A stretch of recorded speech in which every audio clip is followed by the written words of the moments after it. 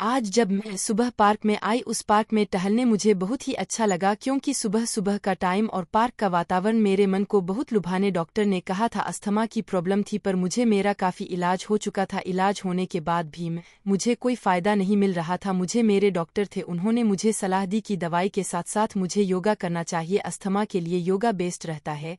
उनकी बात मानते हुए मैं उनकी एक शिष्य के पास उनके बताए हुए एड्रेस पर, जो मेरे घर से कम 4 किलोमीटर दूर था, वहां योगा करने जाने लगी। आज मेरा फर्स्ट डे था तो मैं काफ़ी कंफ्यूज थी। मुझे ऐसा लग रहा था पता नहीं यहाँ का वातावरण इस तरह का हो, यहाँ के लोग कैसे हो। मैं फुल तरह से हिजाब में रहने वाली लेडी थी तो मुझे यहाँ पर आकर कुछ अजीब सा फील हो रहा था इन लोगों के बीच में।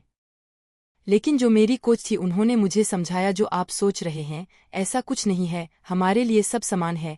हमें कुछ फर्क नहीं पड़ता कौन किस तरह के कपड़े पहनता है, कौन किस तरह रहता है। बस हमारी नज़र में जो इम्पोर्टेंट है वह यह है कि हम जिसको योगा सिखाते हैं पूर्ण रूप से खुद को स्वस्थ महसूस करें। उसके मन में यह बात ना हो कि वह पूर्ण रूप से स्वस्थ नहीं है। उनकी बात सुनकर मुझे बहुत अच्छा लगा। उनके साथ कॉलोनी की और लेडी जो थी उनका नेचर भी बहुत अच्छा था।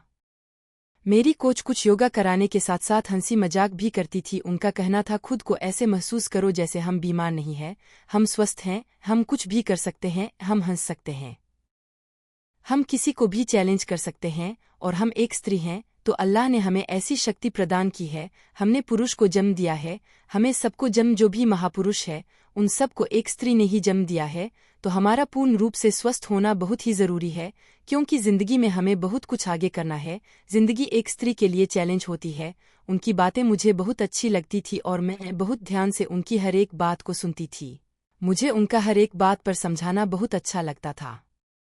एक दिन से 2 दिन हुए, 2 दिन से 3 दिन मुझे उस कॉलोनी में जाते हुए हो गए। फिर 4 दिन वह बहुत अफसोस में और सैड थी। उन्होंने मुझसे कहा कि आप यहाँ पर नहीं आ सकते क्योंकि लोगों को ऑब्जेक्शन है आपके हिजाब से। अगर आप हिजाब उतार के आओ कॉलोनी के बाहर से ही तो आप योगा कर सकते हो, लेकिन हिजाब में आप कॉलोनी के अंदर प्रवेश नहीं ले सकती क्योंकि यह हमारा प्राइवेट पार्क है।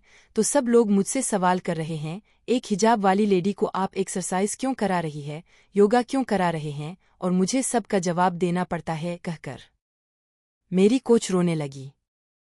पर मुझे बहुत अफसोस हुआ और मेरे दिल को बहुत दर्द हुआ क्योंकि 2-4 दिन में इतनी बहुत अच्छी अच्छी बातें वह हमें बता चुकी थी। उनके मन में कोई भेदभाव नहीं था, लेकिन सिर्फ कॉलोनी के लोगों की वजह से उन्हें ऐसा करना पड़ा। मैं बहुत दुखी हुई उस वक्त। आज भी लोगों की सोच उस दौर से गुजर रही जहां लोगों को उनके कपड़ों से पहचाना जाता है और उनको जज किया जाता है कि वह कौन है। आप बताइए क्या सही है? यह ऐसा करना चाहिए था उन लोगों को।